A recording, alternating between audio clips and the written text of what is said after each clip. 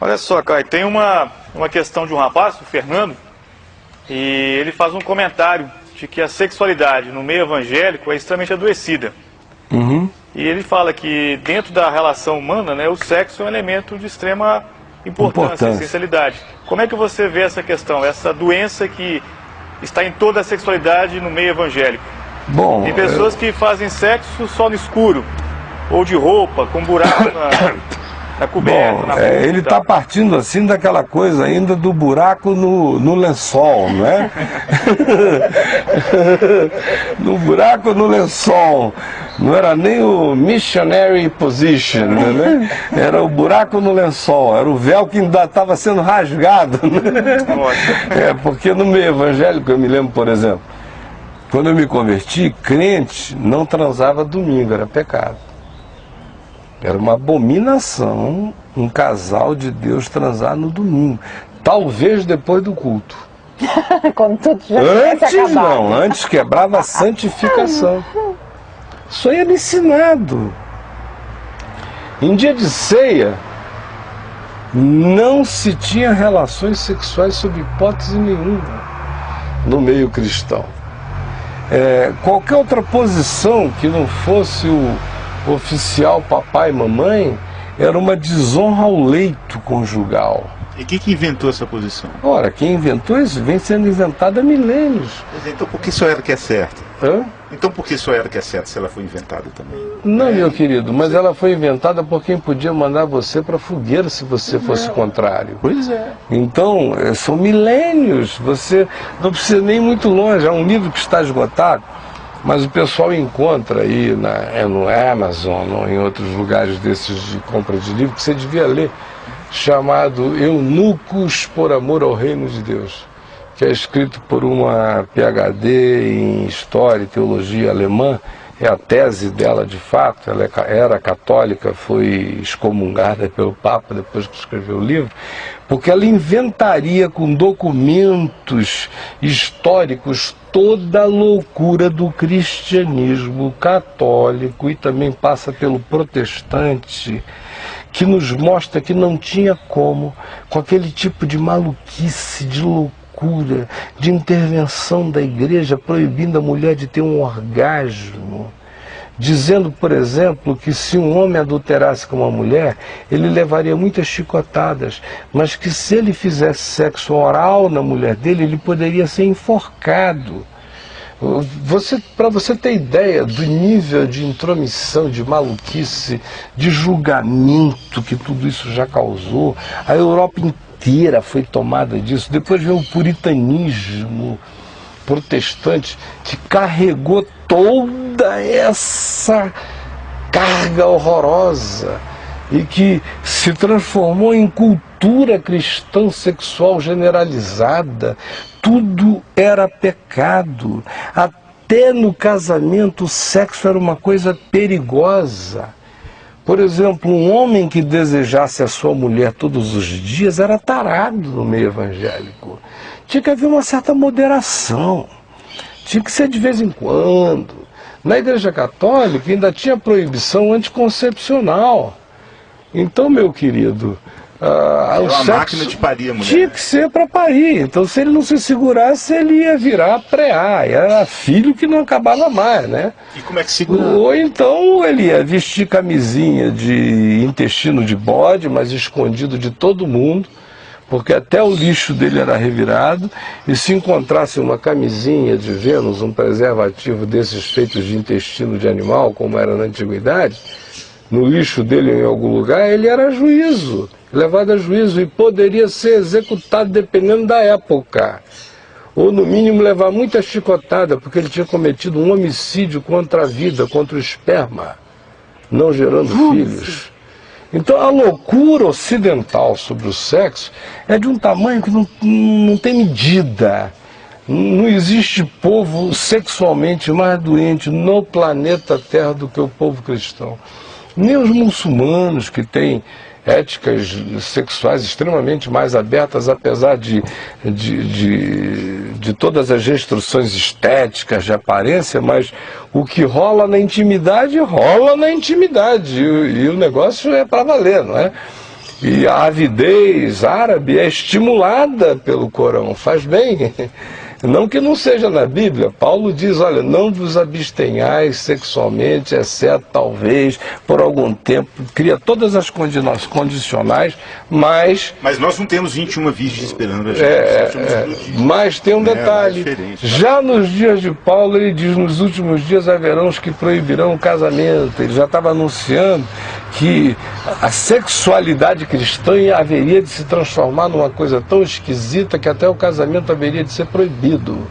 Como foi? Como veio a ser, e como é até hoje em muitos casos. Então, voltando aqui ao ambiente cristão, a importação que veio dos Estados Unidos, do evangelho que chegou ao Brasil, é um evangelho parcialmente inglês e 80% dele é americano, tanto do ponto de vista do protestantismo histórico quanto do ponto de vista do pentecostalismo ou do neopentecostalismo, que é todo baseado inicialmente no Roberto McAllister, mas com os conteúdos do Kenneth Reagan que geraram esse neopentecostalismo que está aí. E ele é extremamente moralista e associa posição sexual à abertura a demônio. Determinadas posições sexuais abrem espaço para o demônio. Associa qualquer tipo de intimidade sexual. A mulher não pode ter prazer em fazer sexo oral no marido, é pecado. Porque a boca dela é santa e parece que o pinto dele é do diabo. E nem vice-versa. Beijos não podem ser muito calorosos. É tudo muito no selinho. As posições são todas aquelas... É tudo muito utilitário, é tudo muito rápido. É tudo muito para que o diabo não tenha lugar, não tenha espaço. O tempo todo. E tem muito mais do que isso. Mulher crente não pode falar que está tendo prazer. Ela não pode dizer que está tendo orgasmo. É contra a sobriedade. Não é? Ela às vezes tem que ter até vergonha de ter. Porque tem marido que não gosta de ter mulher que sinta prazer, porque parece que mulher que sente prazer é uma porta aberta para o desejo para outros homens. Então ele quer esvaziar o dele, mas gostaria que ela fosse assexuada. Tem esse tipo de maluco na praça, para todo lado. Como também tem a mulher que acha que prazer sexual é pecado. Que o dever dela é estar ali para servi-lo, mas que qualquer forma de autogratificação trabalha contra a santificação espiritual.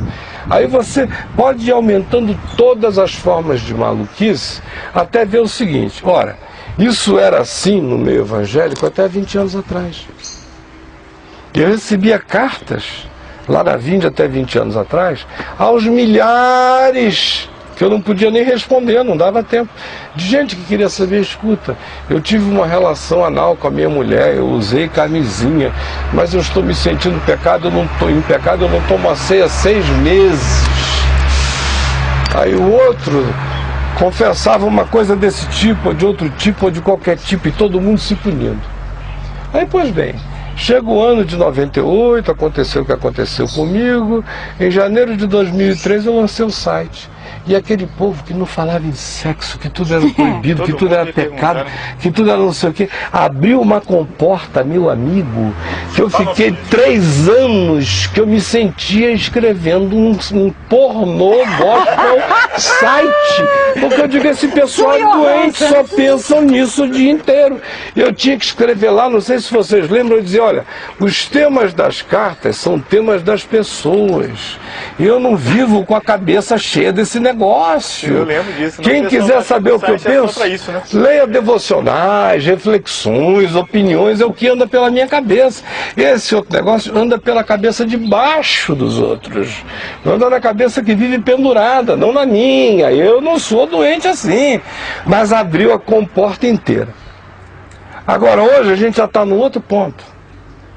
Agora já é evangélico falando de swing para todo lado. Swing evangélico, porque o swing do lado de fora está ficando normal. Não, mas com quem não é crente é pecado, com quem é crente pode, né? Não, o crente prefere fazer com o não crente, porque senão ele tem que encontrar o irmão na igreja e vai pegar mal, né? Então, por isso ele fica fora. Agora, a swingada evangélica tá rolando, a moçada tá indo. Do lado de fora, já é normal. Os maridos, sabe para que swing serve para marido?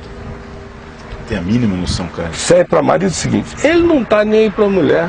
A mulher virou um ente societário para ele. Não é vantagem se divorciar, ele já tem casa juntos, 2 casas, já tem lancha, já tem filhos, já tem tudo. Ele suporta aquele sócio danado dele no trabalho. Por que ele não pode suportar uma mulher que, além de tudo, ainda dá para ele de vez em quando? Então, ele não tem para quê? Nunca nos Por outro lado, por que a gente vai brigar agora? Aí o que acontece? Não é vantagem divorciar, vai perder patrimônio, vai ser uma chatice. Mas, por outro lado, ela não topa saber que ele tem uma amante.